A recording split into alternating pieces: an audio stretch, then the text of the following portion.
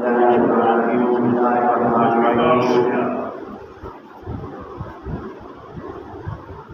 أيها الذين آمنوا لا تتخذوا الكافرين أولياء من دون المؤمنين أتريدون أن تجعلوا لله سلطانا مبينا أو كما قال الله تعالى في القرآن المجيد والفرقان الحميد إن لله وملائكته عليهم صلوات من ربهم ورحمة وأولئك هم المهتدون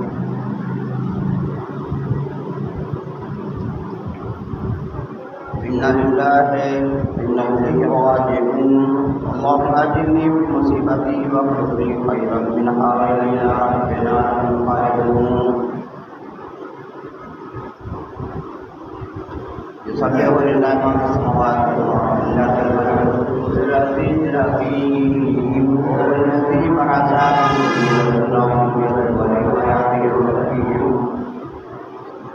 حمد صلاة مدار شراب کے اللہ جو سب کا مالک جو سب کا خالق ہے سب کا رازق ہے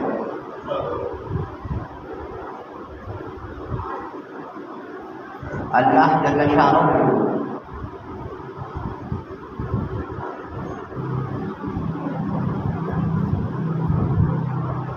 فرماتے ہیں کہ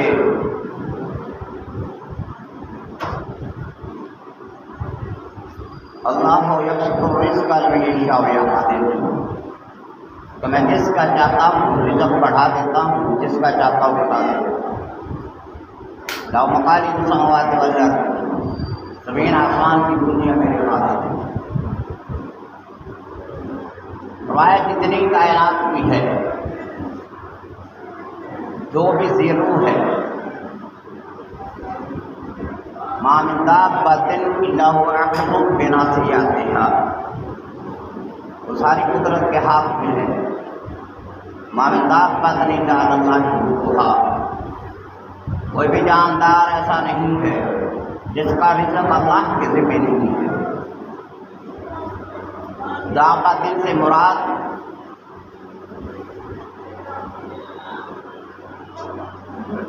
کوئی بھی ذی روح جاندار چیز اللہ فرماتے ہیں کہ اس کا رزق میرے ذمہ ہے فرمایا کہ جتنی بھی مخلوقات ہیں ان سب کا رزق میرے ذمہ ہے اگر محنت سے رزق ملتا تو آپ کو پتا ہے کہ سب سے زیادہ محنت کون کرتا ہے گدھے جتنی کوئی بھی محنت نہیں کرتا گھوڑے جتنی کوئی محنت نہیں کرتا لیکن محنت سبب نہیں ہے اللہ فرماتا ہے کہ میں جس کو چاہتا ہوں واللہ یرزق من یشاء بغیر حساب میں بغیر حساب کے رزق دیتا ہوں اور اللہ فرماتے ہیں کہ وَلَوْ بَسَطَ اللَّهُ الرِّزْقَ لِعِبَادِهِ لَبَغَوْا فِي الْأَرْضِ کہ جیسے بندے چاہتے ہیں نا کہ ہمارا رزق کھلا ہو جائے تو اللہ فرماتے ہیں کہ اگر میں سبھی کا رزق کھلا کر دوں تو زمین آسمان پر فساد برپا پیدا ہو جائے جو رزق اللہ دیتا ہے وَإِن مِّن شَيْءٍ إِلَّا نُنَزِّلُهُ إِلَّا بِقَدَرٍ مَعْلُومٍ کہ مجھے پتا ہے کہ میں نے کسی کو کس قدر رزق دینا ہے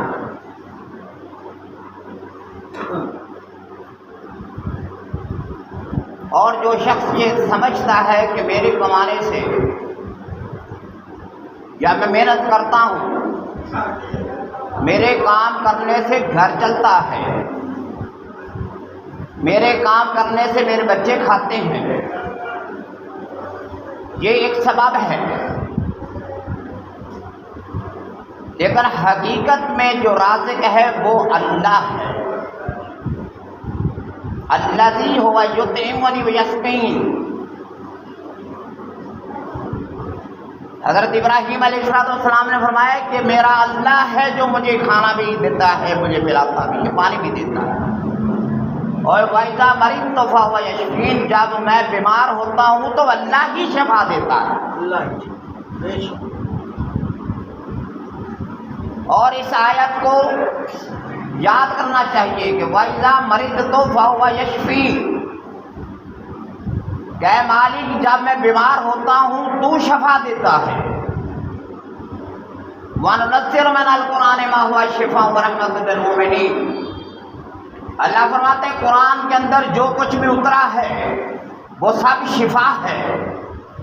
ما ہوا، جو کچھ قرآن کے اندر ہے شفا ہے۔ وَيَشْفِ صُدُورَ قَوْمٍ مُؤْمِنِينَ، اللہ فرماتے ہیں کہ مومن کا جو سینہ ہے اس کے لیے شفا میں نے قرآن مجید کے اندر رکھی ہوئی ہے۔ قُلْ هُوَ لِلَّذِينَ آمَنُوا هُدًى وَشِفَاءٌ، اے لوگو، اے پیغمبر ان سب سے کہہ دیجئے کہ یہ قرآن ہدایت بھی ہے اور شفا بھی ہے تمہارے لیے۔ تو بھائی یہی شفا ہے، ایک ہدایت ایک شفا ہے۔ جب انسان کمزور پڑ جاتا ہے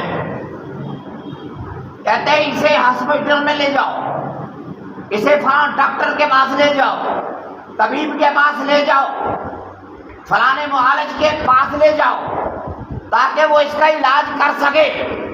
بھائی بیمار آدمی کا علاج جو ہے وہ ہسپتالوں میں ہوتا ہے، اگر انسان بگڑ جائے تو اس کا علاج قرآن سے ہوتا ہے یا مسجد سے ہوتا ہے۔ بھائی جب تیرا قلب، تیرے دل کے اندر اتنے بت پرستے ہیں، تیرے سینے کے اندر اتنا کچھ ہے کہ اللہ کے علاوہ 100 خدا تیرے اندر موجود ہے، تو ایک خدا کا نہیں ہے، 100 خداؤں کا پجاری ہے، تو اللہ کہتا ہے سارے جتنے بھی معبودان باطل ہیں ان کو چھوڑ دے، صرف میں ایک اللہ ہوں، میں معبود۔ بھائی یہ لوگ بڑے بڑے اتنے قربانی دینے والے کیوں تھے کہ جب انسان کی عقل کو سلب کر لیا جائے، جب عقل کو کوئی بندہ کنٹرول کرے، اس کی سوچ کو غلط کر دیا جائے، اس کے دماغ کو غلط کر دیا جائے، اس کی نیت کو غلط کر دیا جائے، پورے معاشرے کے اندر فساد برپا کر دیا جائے، غلط چیزوں کو عام کر دیا جائے، اور جو صحیح ہے ان کو غلط اور غلط کو صحیح کر دیا جائے، تو پھر بھائی اللہ تعالیٰ فرماتا ہے کہ ایسے معاشرے کے اندر انسانوں کا وجود لازمی ہے جو اقامت دین کے لیے اللہ کے لیے اٹھ کھڑے ہوں اور اقامت دین کے لیے قربانیاں دے دیں۔ بھائی والشمس وضحاها، اللہ فرماتے ہیں والشمس، سورج کی قسم جو روشنی دیتا ہے، والقمر اذا طلاها، اور چاند کی قسم جب وہ چمکتا ہے، والنہار اذا جلاها، دن جگمگاتا ہے، واللیل اذا یغشاها، رات جو ہے چھا جاتی ہے۔ اللہ نے 4 قسمیں اٹھائی، فرمایا کہ والشمس وضحاها، والقمر اذا طلاها، والنہار اذا جلاها، واللیل اذا یغشاها، والسماء وما بناها، آسمان بنایا تمہارے لیے چھت، والارض وما طاها، زمین کو بچھونا بنا دیا، والنفس وما سواها، تیرے نفس کے اندر میں نے برائی کو بھی رکھ دیا اور اچھائی کو بھی رکھ دیا۔ تو اللہ فرماتے ہیں قد افلاح من زکاها، اتنی بڑی قسمیں اٹھانے کے بعد اللہ فرماتے ہیں کہ جس نے اپنے نفس کو پاک کیا وہ کامیاب ہے۔ 7 بڑی قسمیں اٹھا کر اللہ کہتا ہے کہ جس نے اپنے نفس کو پاک کیا وہ کامیاب ہے۔ اور امام پاک نے، امام حسین ابن علی نے ساری قسموں کو پورا کر کے اپنے نفس کو کامیاب کیا دھرتی کے اندر۔ بھائی یہ ہے کہ نہیں؟ بندہ اس معیار پہ اترتا ہے، نہیں اترے گا۔ اللہ کے نیک بندے اترتے ہیں، لیکن یہ جو چیزیں ہیں اللہ تعالیٰ فرماتے ہیں قد افلح من زکاها۔ بھائی کس چیز کی قربانی مانگی تم نے؟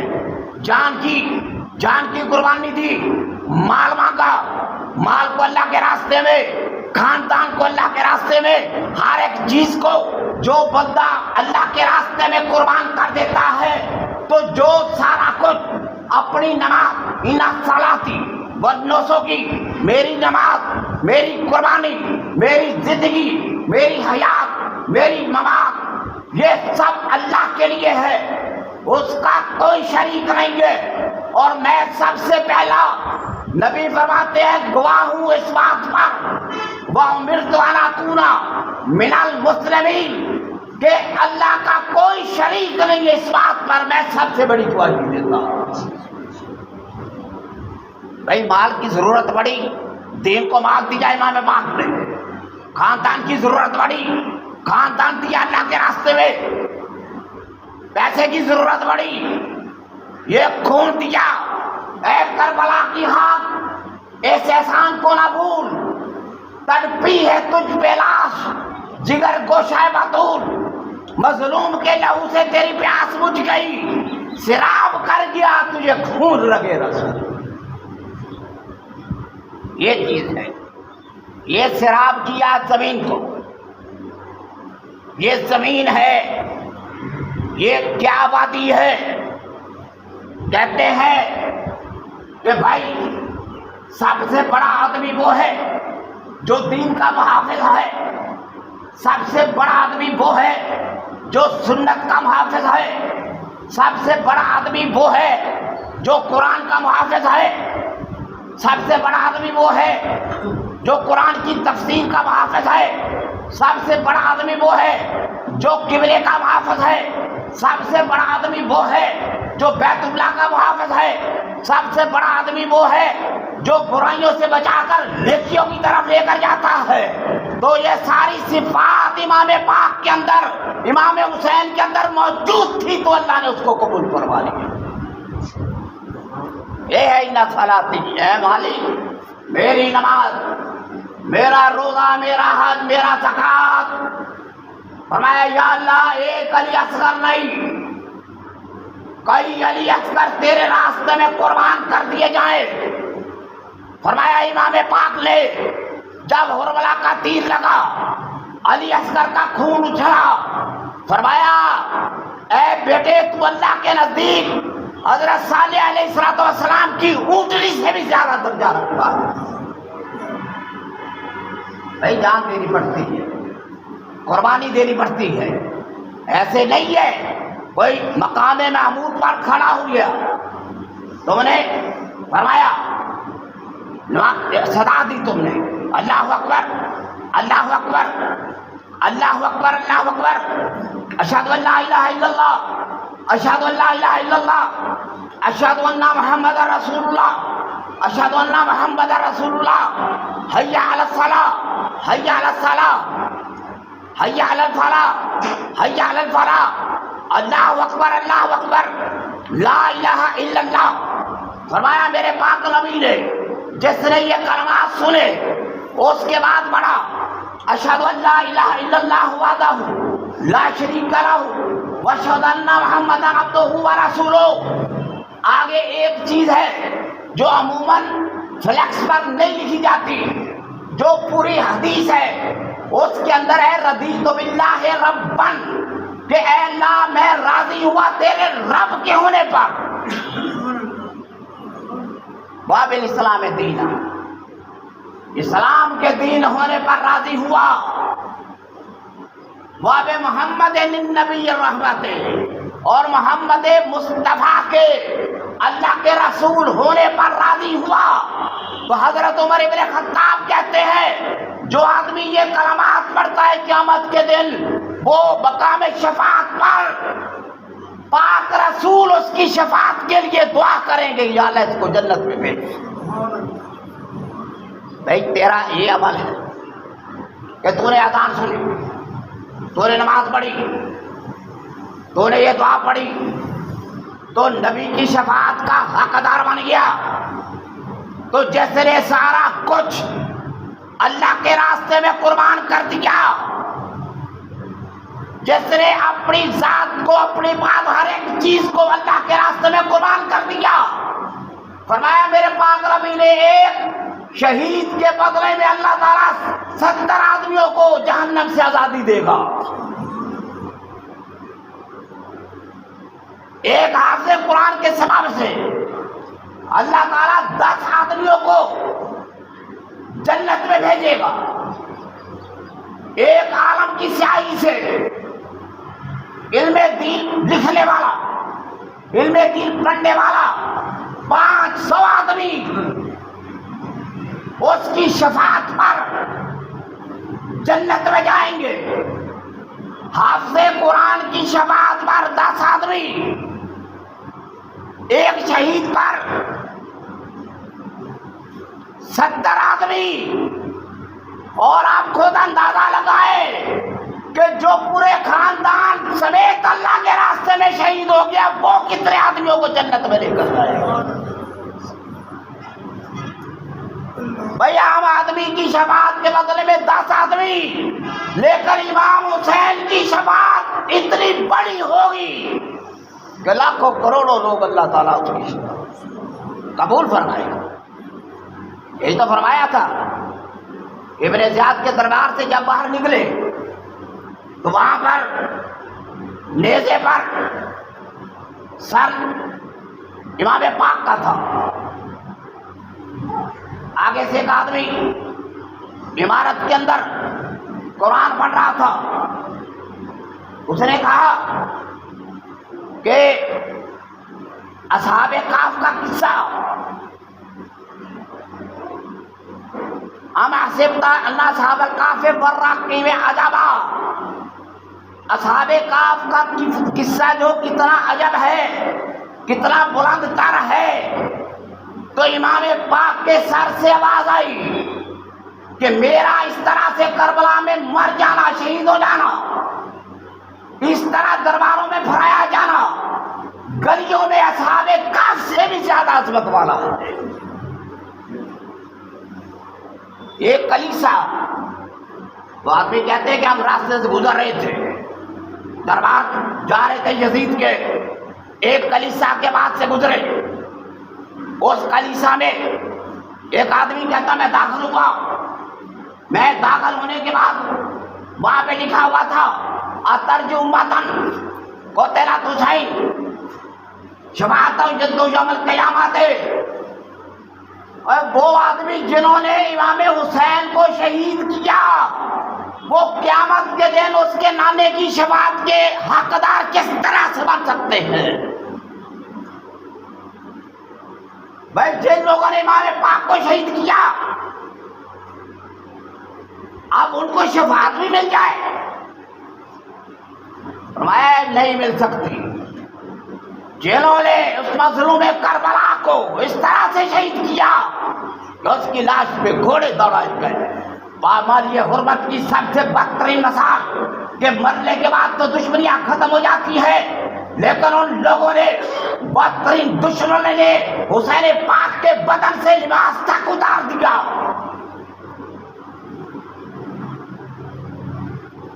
یہ ان بدماشوں کے کارنامے تھے. لیکن وہ قربانی، وہ چیز جو رب چاہتا تھا کہ میں دنیا والوں کے سامنے ایک حجت پیش کروں. ایک فرشتے کہتے تھے کہ انسانوں کو مت بنا کہ انسان زمین پر فساد برپا کریں گے. وَيُسْفِكُ الدِّمَاءَ وَنَحْنُ نُسَبِّحُ بِحَمْدِكَ وَنُقَدِّسُ لَكَ. یہ زمین پر فساد برپا کرے گا، ہم تیری تسبیح بیان کرتے ہیں، سبحان اللہ بھی پڑھتے ہیں، الحمدللہ بھی پڑھتے ہیں، اللہ اکبر بھی پڑھتے ہیں، لا حول ولا قوت بھی پڑھتے ہیں، الا باللہ العلی العظیم بھی پڑھتے ہیں. یا اللہ انسانوں کو مت بنا. تو جس وقت امام پاک نے سارے قربے کو اللہ کے راستے میں قربان کر دیا تو سارے فرشتوں کو دکھلایا کہ یہ ہے انسان جو میرے راستے میں سارا کچھ بنا کے دیتا ہوں. بھائی اور کس کی قربانی کو دکھایا جاتا؟ قدموں میں اسماعیل کے زمزم تو بہہ گیا، خالی پڑا رہا ہے پیالہ حسین کا. تو اللہ تعالیٰ نے وہ منظر دکھائے کہ اللہ کے لیے ایک خدا کی خاطر کس حد تک جایا جا سکتا ہے کہ 6 سال کا بچہ بھی اللہ کے راستے میں قربان کر دیا گیا۔ میرے بھائیوں، لیکن اللہ تعالیٰ نے قرآن مجید میں کیا کہا ہے؟ یا ایھا الذین آمنوا، اے لوگو ایمان والو۔ آگے اللہ تعالیٰ فرماتے ہیں اذا اصابتہم مصیبۃ قالوا انا للہ وانا الیہ راجعون۔ اے لوگو ایمان والو، یا ایھا الذین آمنوا استعینوا بالصبر والصلاۃ، اے لوگو مدد مانگو صبر سے، نماز سے۔ ان اللہ مع الصابرین، اللہ تعالیٰ صبر کرنے والوں کے ساتھ ہے۔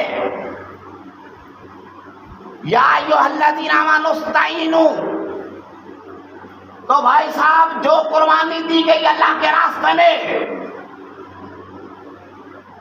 تو اللہ کہتا ہے کہ نماز سے مدد مانگو، سجدے میں سر حسین کا نیزوں کے درمیان سر کو جھکا دیا اللہ کے راستے میں، میں کہ یہ سر اس قابل تھا یا اللہ کے خاک میں تیرے سامنے جھک جائے۔ اور صبر وہ کہ صبر ایوب، اللہ تعالیٰ فرمائے انا وجدناہ صابرا نعم العبد، فرمایا کہ صبر ایوب، اللہ فرماتے انا وجدناہ صابرا، بھائی صبر کرنا۔ میں نے ایوب علیہ السلام کو صبر کرنے والا پایا، تو میرے بھائیوں سب سے بڑا صبر اس امت میں اگر ہے تو امام حسین پاک کا ہے۔ سلام علیکم بما صبرتم، سلامتی ہو تجھ پر کہ تم نے صبر کیا۔ اللہ تعالیٰ تو جنت میں کہتا ہے، جنتیوں سے اللہ مخاطب ہو کر کہے گا سلام علیکم بما صبرتم، اے لوگو تم نے صبر کیا، برائیوں سے بچے، حلال کھایا، حرام کو چھوڑ دیا، بدکاری سے بچے، تھوڑے پہ راضی ہو گئے، میری نعمتوں پر راضی ہوئے۔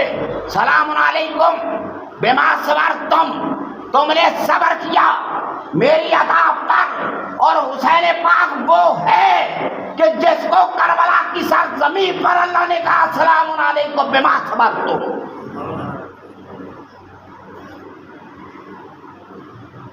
بھائی یہ چیزیں اگر اہل بیت نے صبر نہیں کرنا تھا تو کس قوم نے کرنا تھا؟ مجھے ایک بات کا جواب دیا۔ اللہ تعالیٰ فرماتے ہیں میرے راستے میں جو قتل ہو جائے انہیں مردہ مت کہو، تو جو شہیدوں کو مردہ کہے تو وہ خود مردہ ہے۔ اور اللہ کہتا ہے میرے راستے میں جو شہید ہو جائیں وَاللَّهِ یہ قرآن کے اوپر ہاتھ رکھ کے کبھی کسی کو سنا کہ مرنے والے اللہ کے راستے میں شہید ہوتے ہیں؟ اللہ کہتا ہے احیاء عند ربہم یرزقون، میرے پاس رزق ہے ان کے لیے، فارحین بما آتاہم اللہ من فضلہ، میرے فضل سے وہ خوش ہے جو کچھ میں نے عطا کیا۔ اور اللہ تو یہ بیان فرما رہا ہے کہ مرنے کے بعد جنت کی نعمتوں کو میں نے عام کر دیا۔ تجھے قرآن سمجھ نہیں آیا؟ اگر اہل بیت کو قرآن سمجھ نہیں آتا تو اور کس کو آتا ہے؟ یہ قرآن محمد مصطفیٰ پر اترا اور قرآن کی تفسیر ہے اہل بیت اس کی۔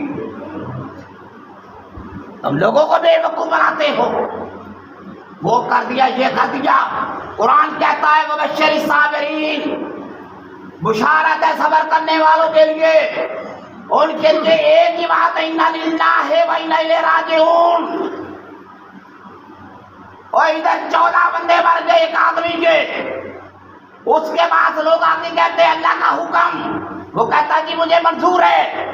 اور دنیا دار 1400 سال کے بعد ایک گاؤں میں بیٹھنے والا وہ یہ کہتا ہے کہ اللہ کا حکم مجھے قبول ہے، تو کیا اہل بیت کو اللہ کا حکم قبول نہیں تھا؟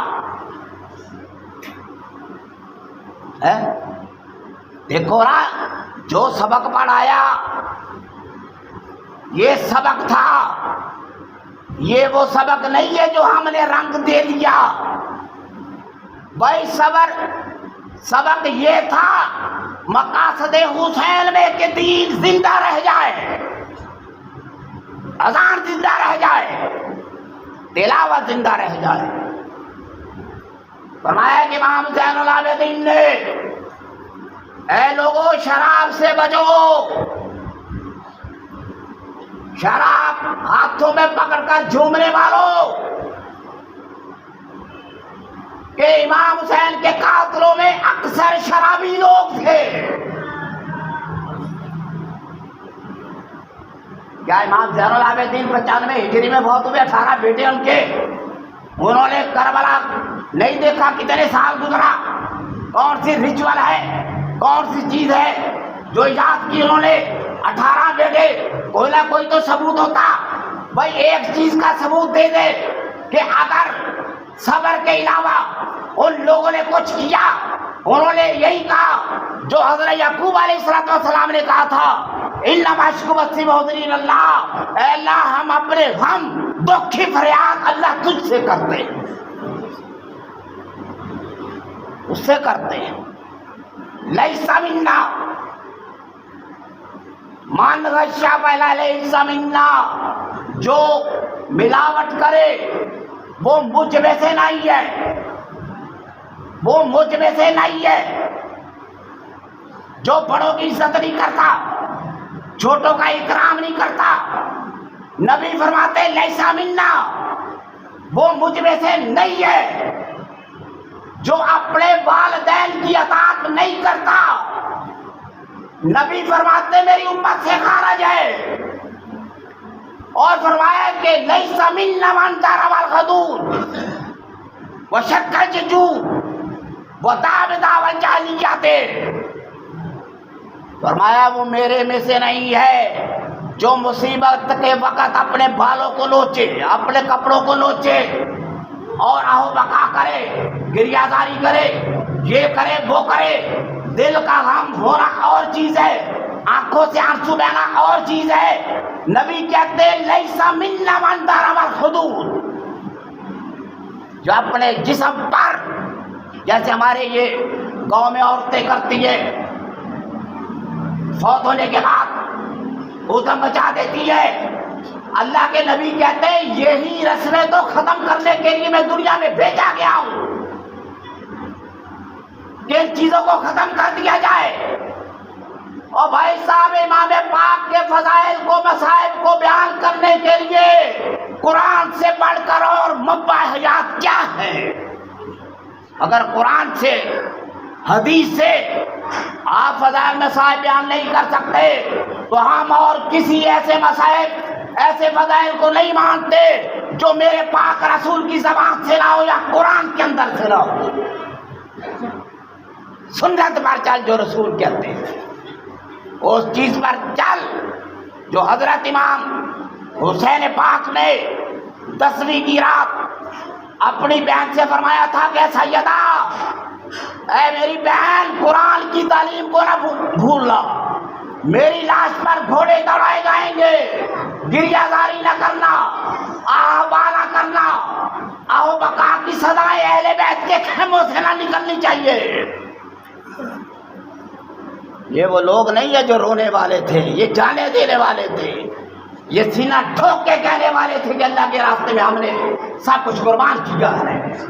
امیر حمزہ کو ہم نے قربان کیا، جعفر طیار کو قربان کیا، غزوہ موتا کے اندر، غزوہ احد کے اندر 70 صحابہ شہید ہوئے۔ تو میرے بھائیوں، ہمارے لیے تو نبی کی سنت سب سے بڑی پہچان ہے۔ امیر حمزہ کو کس طرح سے قتل کیا گیا؟ تو کیا نبی کی زندگی میں امیر حمزہ کی سال کے بعد شرم نہیں آتی رہی کہ نہیں؟ جو کچھ رسول نے کیا ہم وہی کریں گے، اس کے علاوہ ہم کچھ بھی نہیں۔ اللہ تعالیٰ